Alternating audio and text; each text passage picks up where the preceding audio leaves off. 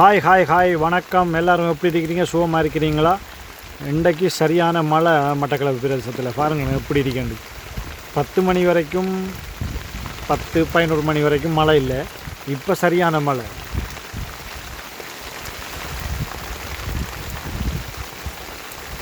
செம்ம அடி அடிக்குது மழை. நான் பாருங்களேன் எப்படி இருக்கேன்.